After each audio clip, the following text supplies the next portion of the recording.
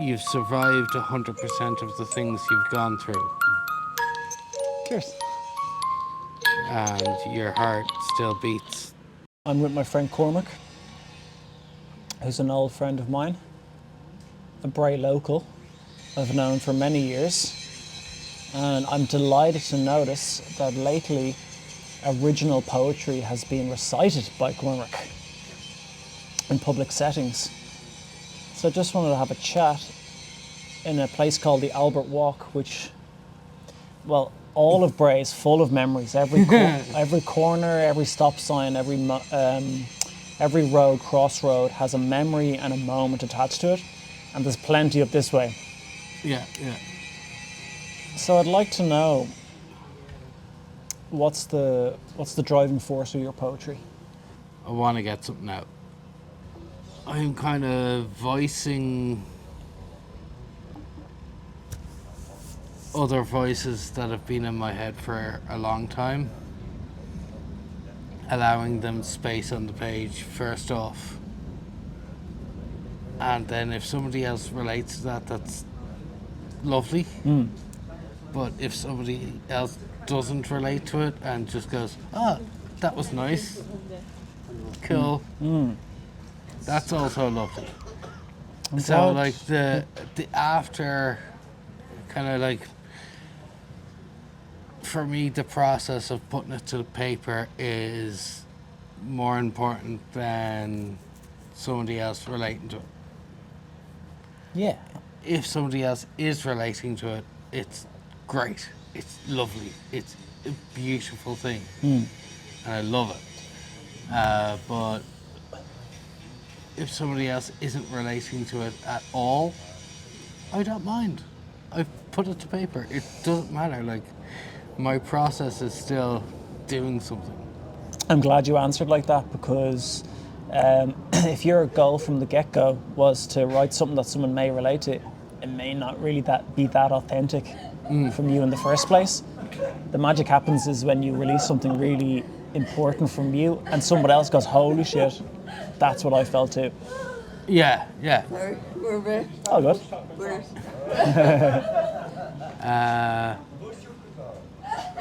That sounds authentic. It's coming from you. Yeah, like, I have a couple of, like, one of my poems, Rest Denied, is about, like, how I experienced insomnia. I don't expect anyone else to relate to that, because it's very, very, like, what do you call it, like, psychosomatic. There's a lot of bodily symptoms, and there's a lot of, like, very, very individualistic symptoms going on there that I don't expect anyone else to relate to. And it still works as a poem. It's still, like, it has its stanzas, it has its... Nice. It has the You've honed the mechanisms. vehicle to transmit that info. Yeah. So I don't expect anyone to relate to Rest Denied as a poem. Rest tonight. Gotcha. That's lovely. So... And that experience is quite unique, was it? Yeah, it's about insomnia. It's about, like, every night to me.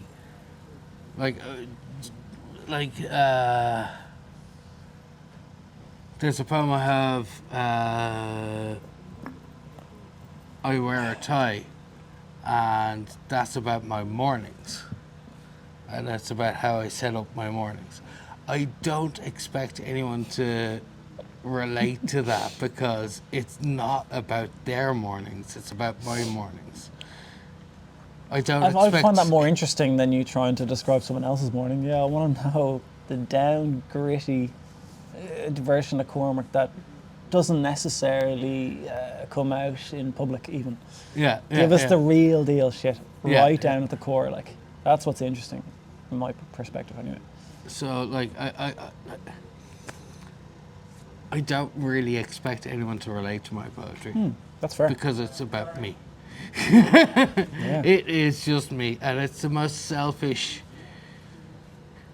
self-absorbed form of art that you can get into because it's about you and it's not about anyone else. And it is about like how you experience love, how you experience a morning, how you experience going to sleep, how you experience XYZ. Like it doesn't matter. I think it may matter. As in, you're kind of shoving it off as like they're just personal ramblings, maybe, or you're maybe being a bit humble about it. Whereas, like, I think the imagery was actually fascinating tonight, like, because I know you. I think that helped because the context of knowing you and the way you like said the Zoomies. I'm not sure the exact phrase. The Zoomies that led to doom. No, Zoomies spelled my doom. Spell your doom. Yeah. Spell your doom. It's just, I just picture this really like lovely dog having a great time, and then the juxtaposition with your own doom, dreadful thoughts is brilliant. No. That's not what I was going for. Like, so I was trying to, like, in my social interactions, I'm trying to like make myself feel more grandiose a little bit. I talk about different things and talk about like what books I'm reading or like things like that. I'm trying to like big myself up a little bit, but whenever a dog enters the environment, I'm just like, oh fuck. I'm gonna be a slopperin mess in a few minutes. Just like, cuddles and I'm just affection. Like, I go, hey, oh, you're the best little thing, aren't you? And like the doom there is the doom to what I've built up previously, in terms of like I'm trying to like make myself up to be a nice upstanding gentleman and stuff like that, and then a dog comes in, hello, a death to the ego. Yeah. Okay, yeah, you're presenting a certain way, and then you're like, no, I just love cuddly little dogs. Yeah. Okay. Hello. And that's what that's all about. Like, it's just gotcha. Zoomies spell my doom. Yeah, the doom to my ego that I've just built up over the last 20 or Hilarious. 40 minutes. It's just... There's a bit of humour in there as well. I struggle sometimes to really assimilate poetry and take it in and experience it. I hear it as music, and that sounds pretentious, but I kind of zone out a lot, and I hear it as just kind of an energy and a feeling, and then... Well, that's about the delivery. I enjoy the delivery, yeah. So that's why that stuck out, as like, because I could picture you enjoying, you know, cuddling a dog or whatever. I just couldn't work out the doom. That's what I wanted. Like an image. I wanted just you to experience me just go, oh, boyo, you're just, oh, hello. And I was just chatting about Aristotle there about 20 minutes ago. And I just broken down. Like, it breaks me down. I don't really see why that would make your presentation look less sophisticated, though. Yeah. But like, it's just based on a few social interactions I've had before with like my family and partners and stuff like that. Like, somebody brings a dog in and I'm just little chonker comes on the scene. And like, they're going, oh, come on, Cormac. Right. It's okay. It's just a dog. It's just a dog. And I'm just like, hello. Lovely. But I kind of just want to float away to your imagery, like, because what was nice as well was your humility tonight. And tonight is the first time I've ever heard you perform poetry, I believe. I've only seen clips online. Your nervousness, your humility was actually nice, because everybody else is like, very performative and like confident, and you almost kind of zone out. It's almost like when someone is really confident at performing, they give you the permission to zone out, because they are taking you on this journey. Okay. And they have complete control of the car. But like, you are so humble about it that you're like, you know, reading words again, you kind of, I was honed in, I was more focused on just taking it all in, because I knew that you had put a lot of effort into each line. Okay. Cheers. And it has meaning to you. Yeah. Like, loads of social anxiety and stuff like that, and it kind of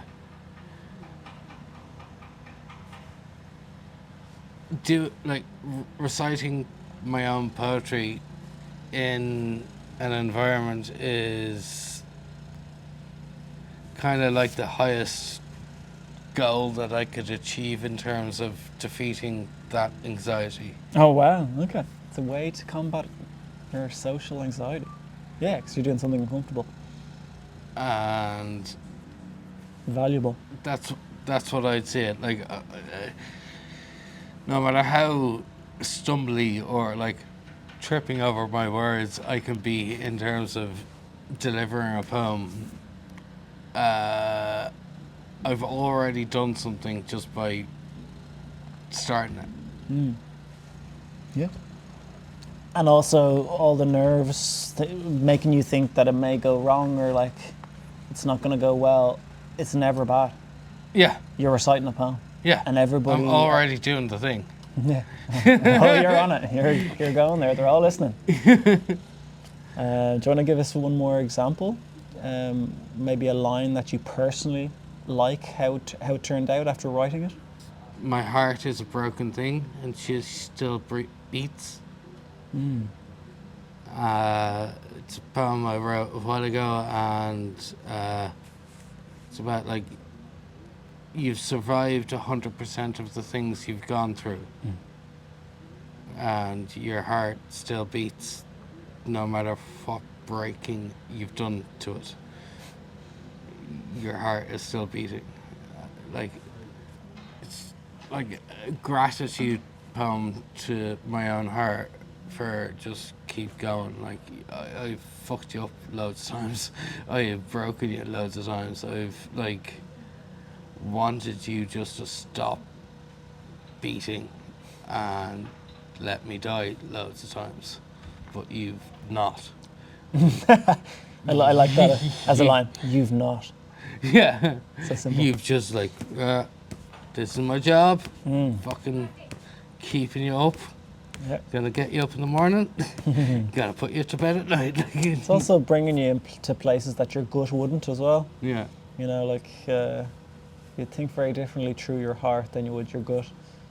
And just to summarize what the concept that you're saying, it's almost like saying nothing is unbearable. Yeah. Because if it was unbearable, You'd die. you'd die, or it would end, or it just would not happen. Because Yeah. it's unbearable. There's nothing unbearable.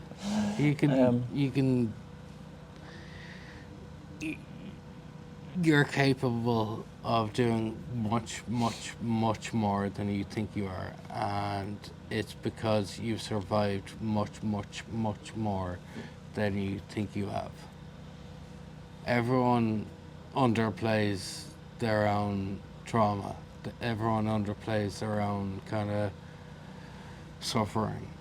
Underestimates it, you mean? Yeah. Because it's like a survival mechanism. Oh, gotcha. You process it in a way that makes it seem not as traumatic as it was. Yeah, because if you're actually facing it as it was, you would be like, fuck this! Or at least get like you bring that into the present, for example, and you completely get trapped in it Yeah, instead of dealing with it. Yeah, we've survived ice ages. yeah. We're quite resilient. Would you be able to recite a little bit of that My Heart is a Broken Thing poem? Perhaps even the entire thing? Could do if I can grab my book. You gave us hints of it yesterday. You gave us the clickbait. I Okay. wanted to hear the full thing. I'll give you a rum-dum whenever you say the word beating. You don't need to do that. Okay. My heart is a broken thing, but she still beats. She still sends her warm, dark love around my body. She still feeds my legs on my path. She still feeds my lungs to take the sea air. My heart is a broken thing. Her cracks run through cracks. But like those Japanese cups, I've mended her with gold. The same hands that break her remake her, time and time again, a craft well honed. Those old wounds shimmer, those new scars glimmer. My heart is a broken thing, broken so often by my own hands, so often by thoughts of a mind she feeds. So often I've begged for her just to stop her work infernal, grant me rest eternal.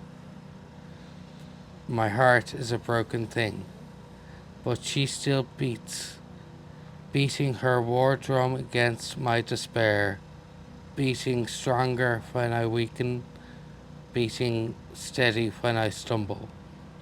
My heart is a broken thing, but I keep mending her. She is my only one.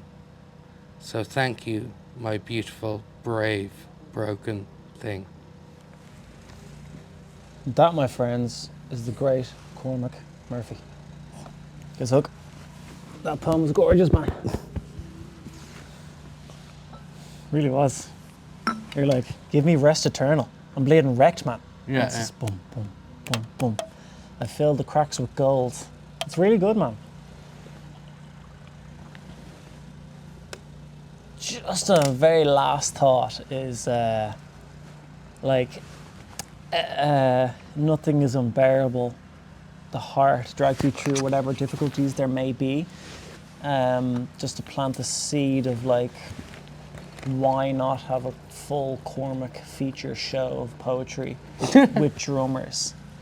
Because just to relate it to that, it's like I was just thinking while you were saying that, like what may seem unbearable to you because you've been experimenting with poetry, right? When there's an event that in which people are already kind of doing their bits, you're like, oh, submit my party piece.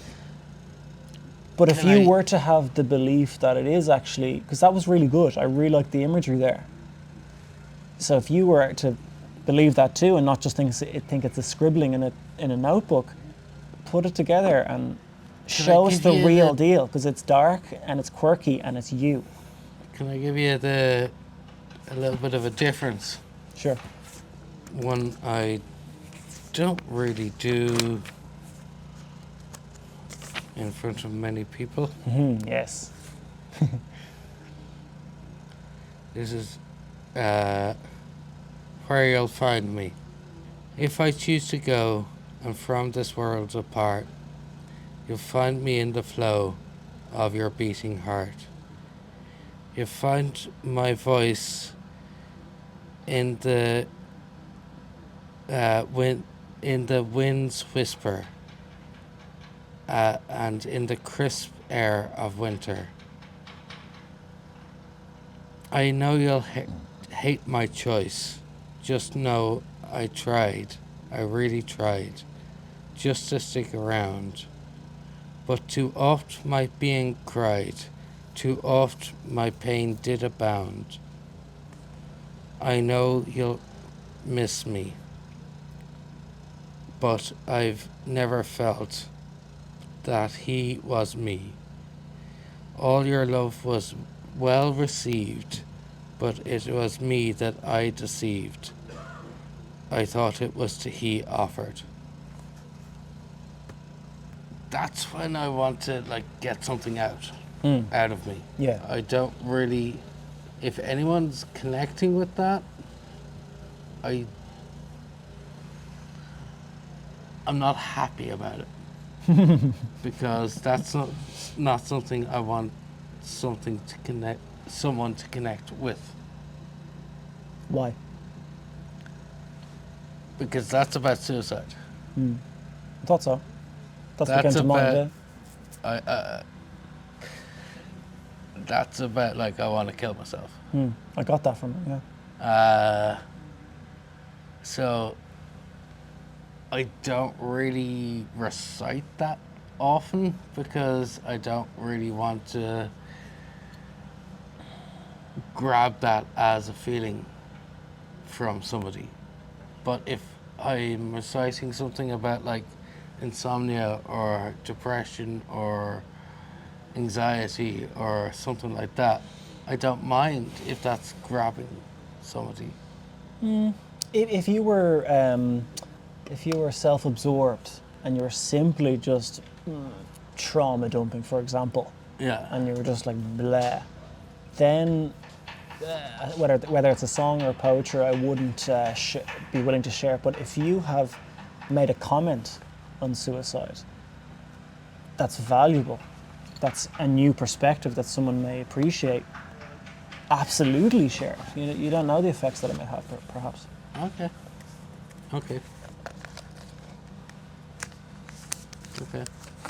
If I was feeling like that, I would like to hear that I'm not alone in that feeling, because everybody just says, no, you have to live.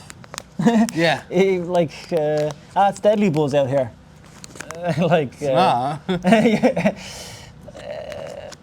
Whereas what you're hiding there, in my opinion, could be the only thing that saves them, because it's not like you're gonna make someone worse who's feeling like that. You know what I mean? Yeah. Yeah. It's lovely. I get that. I get it's hard to get worse from that position. So I suppose if you're hearing somebody else that's in that position, it's okay. Yeah. Probably the only voice that makes sense. Yeah. Okay.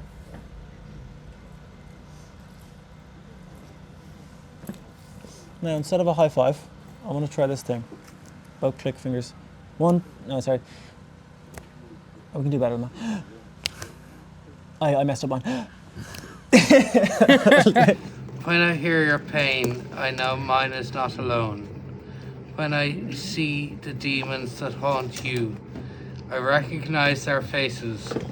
I remember their names. We can combine our voices, call them out, take their power and make it ours. When I feel your sorrows, healing them or trying to brings me my tomorrows.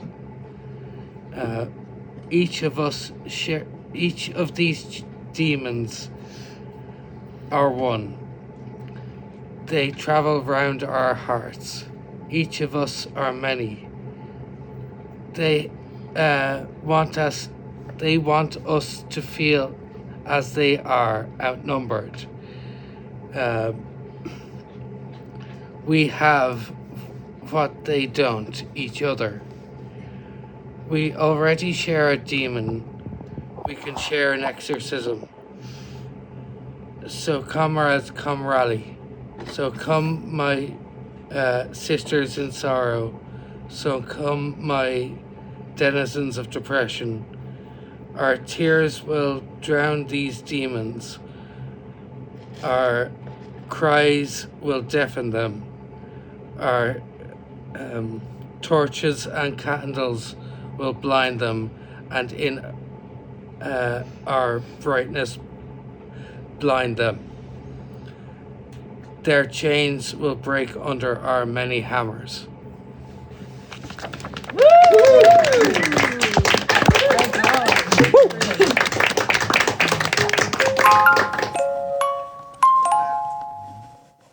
And that's it.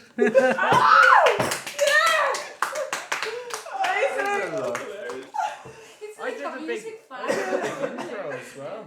Wait. It was a little intro, obviously. Wait.